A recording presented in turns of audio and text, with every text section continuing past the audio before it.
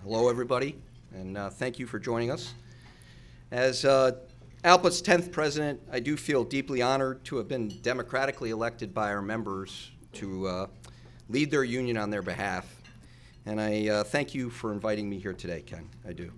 In a room full of VIPs, it's dangerous and difficult to call out individual VIPs, but there are, beyond the head table that Ken introduced earlier, there are 3 VIPs with us today, and I've lost track of where they are, so if they'll just either raise their hand, that I'd like to recognize the 3 members from the National Mediation Board are with us today.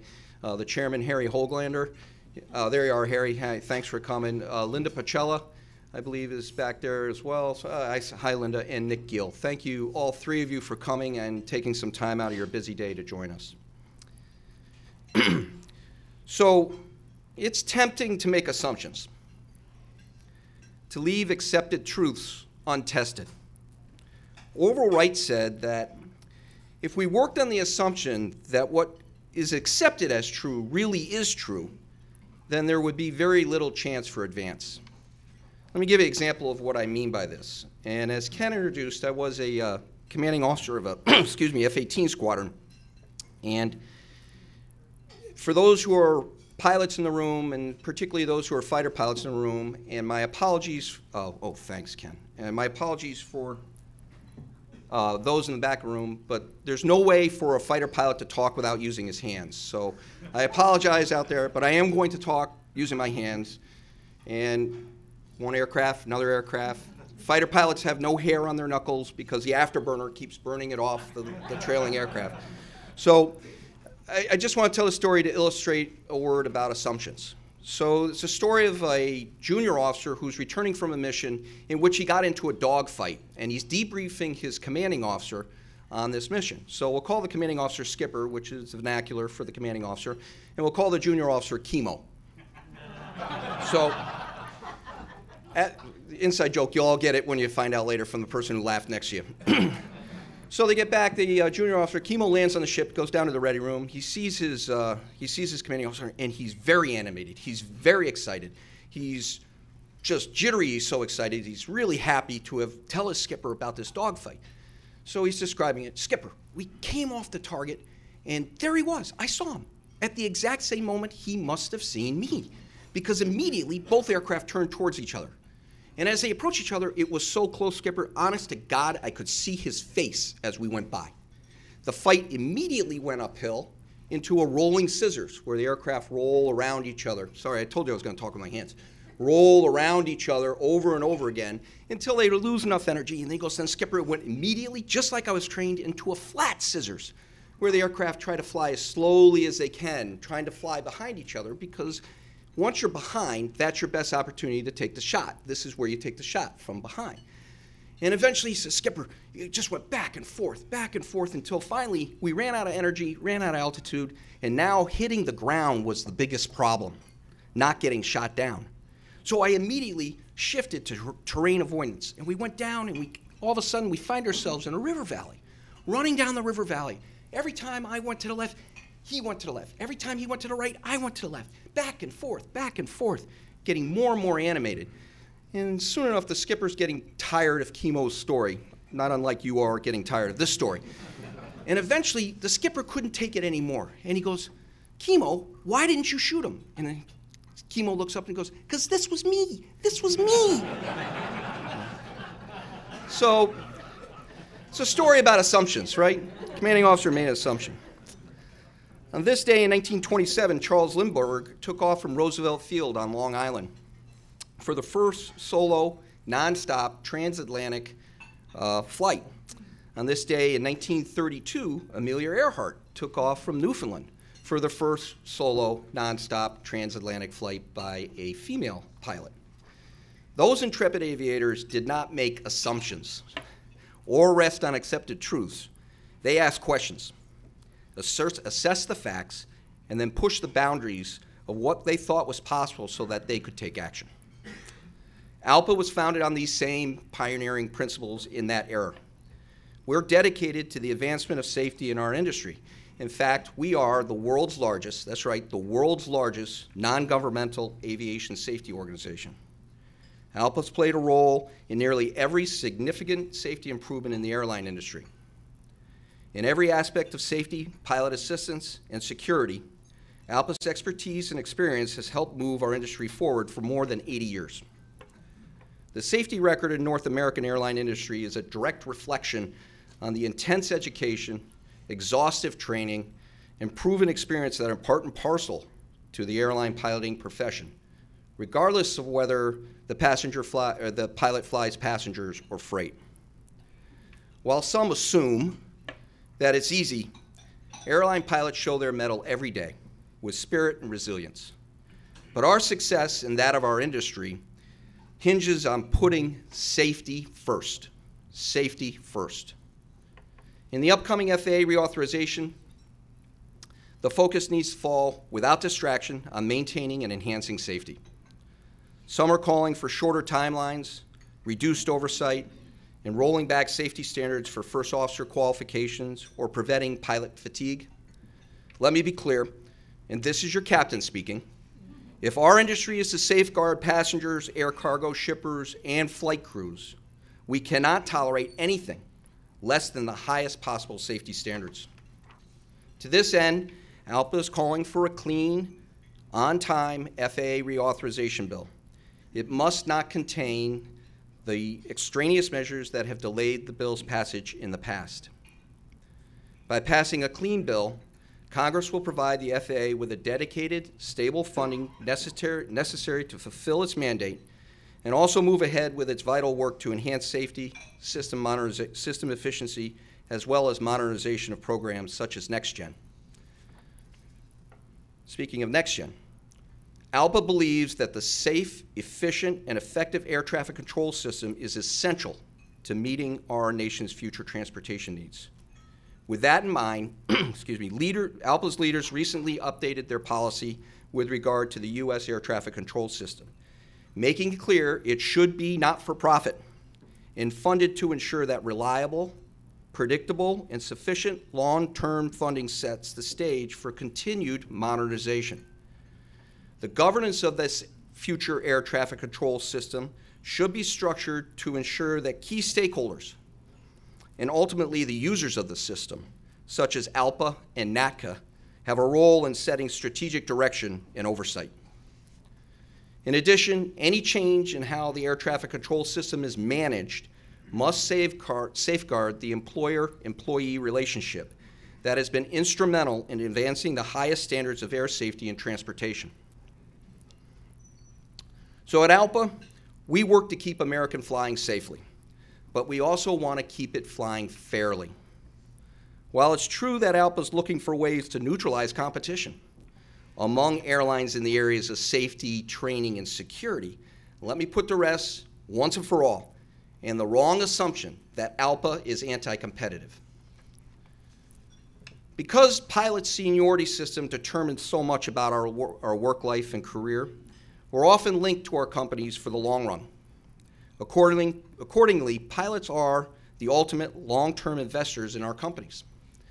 And we have a vested interest in ensuring that our airlines are strong competitors on the world stage. We want our companies to compete and succeed because we want to compete and succeed. In the past, unions have been subject to a stereotype.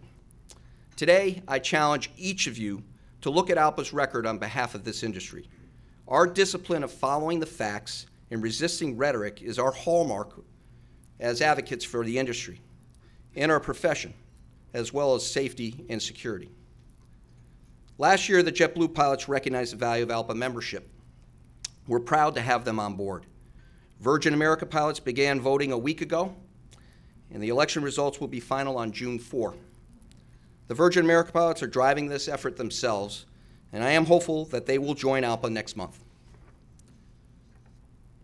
Those of us in this room are among the architects of the future of the U.S. and global aviation industry. At ALPA, we take seriously our responsibility to look to the future on behalf of our members. We look for opportunities to inoculate against potential threats, to advance positive change that may not yield results now, but will pay off in the long run, creating a stronger industry. To this end, we are members of the Partnership for Open and Fair Skies. Partnership members American Airlines, Delta Airlines, United Airlines undertook an extensive search for information about the subsidies that Emirates Airlines, Qatar Airways, and Etihad Airways receive from their governments. These U.S. airlines obtained hundreds of pages of financial statements and other records from corporate registries in various countries where the Gulf carriers have local operations. These documents, although not included in their annual reports, were completed by the company's own auditors and filed with the authorities around the world. The facts were conclusive and credible. Since 2004, these airlines have received $42 billion in quantifiable subsidies and other unfair benefits from their respective governments. These subsidies, as defined by international standards accepted by 160 countries, are ongoing, and while these same airlines are expanding service to the United States. The documents leave no doubt that Qatar and the United Arab Emirates are unfairly subsidizing their state-owned airlines in breach of their air services agreement with the United States. As a result, our U.S. airlines are not competing with these foreign airlines. They're competing with the treasuries of these very wealthy nations. In a competitive global marketplace, these subsidies mean business, literally mean business. An economic study released last week shows that these subsidized airlines are diverting passengers from U.S. airlines, not stimulating new passenger demand. As a result, these subsidies cause immediate and foreseeable harm to U.S. airlines and threaten U.S. pilots and other airline workers' jobs. It's time that these three Gulf carriers commit to doing business transparently and explain these numbers. ALPA is not anti-open skies. ALPA is not anti-open skies. But these agreements with the UAE and Qatar require the parties provide their airlines with fair and equal opportunity to compete. The United States should support this provision because a deal is a deal. The administration should respond quickly to open consultations with these two governments to get the facts on their airlines' finances. We also request the U.S. government seek a freeze on current passenger service by these carriers while the consultations are underway. But the partnership is just one example of how ALPA members are working with their employers. U.S. airlines and their workers need our government alongside them to fight for a strong U.S. airline industry, and in that fight to ensure a fair competition in the global marketplace. On a similar subject, we share the growing concern in Europe about what they call atypical employment practices and the serious consequences they hold for competition and for workers who count on doing business in a free market. The European Commission recently sponsored a study by the University of Ghent on atypical employment models. Its independent findings show that among recently hired pilots, the standard business model of direct employment with an airline is frequently being replaced. The report shows the increasing use of new employment models, such as hiring workers through an employment agency or requiring pilots to incorporate themselves and then rent themselves back to the airline. These atypical models dramatically undermine the pilot's ability to organize and negotiate terms and conditions of employment. In addition, they raise serious safety questions when a pilot can no longer go directly to his airline to raise a safety concern. If allowed to cross the Atlantic, they would immediately erode or ultimately erode the labor standards that have contributed to the success of the North American airline industry.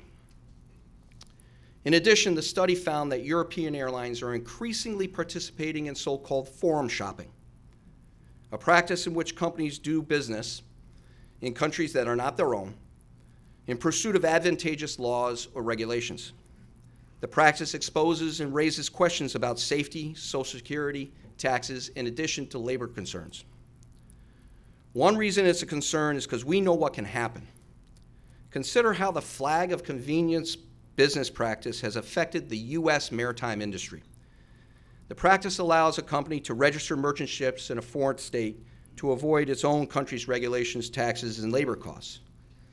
Because of this harmful practice, approximately 80% of the world's fleet, 80%, is operating under a flag of convenience. And the number of jobs for seafarers in the United States has plummeted from more than 100,000 in 1960 to just 2,500 in 2012. If the flag of convenience practices or atypical business models were allowed to spread to the airline industry, the outcome would drastically change the competitive landscape on which U.S. airlines do business.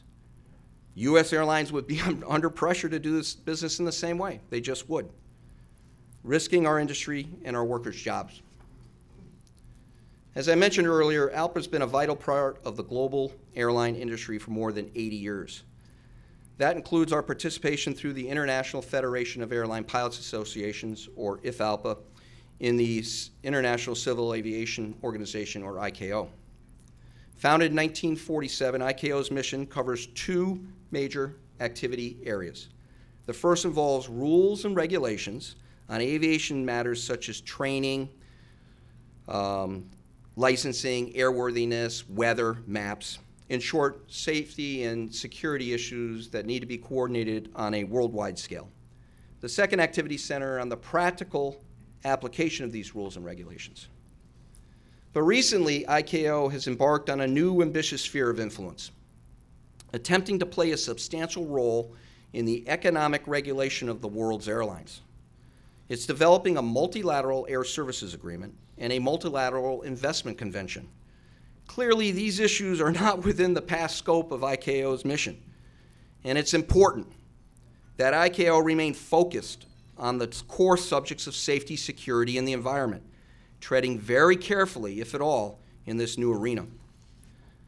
Since the beginning of the airline industry, countries have maintained ownership and control of their airlines and expect other countries to do the same. In this new territory, ICAO has been proposing that the designation standard would be merely where that airline has its principal place of business. Can't believe I just did that. Principal place of business. I hate that. Its definition is not clear. Okay, what is a principal place of business? Definition is not clear. Because it's not clear, and it raises serious concerns because our past experience in seeing what has happened in Europe make us more committed than ever to prevent foreign shopping. In any event, if any agreement in the future would need to include robust and enforceable labor provisions, it would also need a strong equal opportunity to compete clause to ensure that U.S. airlines and their workers have a fair opportunity internationally. On another international air services agreement subject, we believe at ALPA that the U.S.-China air service arrangement has been beneficial to the U.S. airline industry, to consumers, and to the employees. Historically, the two sides have added frequencies and additional opportunities for service based on market development. The new visa rule has helped attract visitors. We encourage the two sides, who are meeting here in Washington this week, to continue to provide route and frequency opportunities so that airlines can respond to commercial developments. Another issue, the Export-Import Bank's reauthorization effort currently underway in Congress creates another opportunity to ensure the U.S. airlines and their employees have a fair opportunity to compete internationally. It is truly outrageous that the U.S. government continues to give lending assistance to state-owned, state-supported, and credit-worthy foreign airlines that then use that U.S. taxpayer financed airplane to compete against U.S. airlines and their employees on international routes. So the bank's mission is very clear, and that its purpose is to serve as the lender of last resort. ALPA supports this mission. To be clear, ALPA supports this mission. But Congress must reinforce the lender of last resort in no uncertain terms. So on this date in 1570, so we're going way back, the first modern atlas was published by a cartographer named Abraham Ortelius. He was believed to be the first person to consider that the continents that were joined at one point. Centuries before Lindbergh and Earhart, he rejected the assumption that was accepted as true, what was accepted as true really was true. And while the Atlas achievement was fantastic, a great achievement for mankind, history tells us he also united other cartographers around a common approach to charting the world. He argued that by finding a common understanding, they would be more effective. That principle is embodied in ALPA's approach to our industry and its challenges. So in closing, it's tempting to make assumptions, whether you're the skipper or someone who works in this industry, to leave accepted truths untested. But the commitment to work in collaboration and to delve deeper into the facts, that defines ALPA's every action when it comes to making our industry safer, more secure, and yes, more competitive. Thank you very much.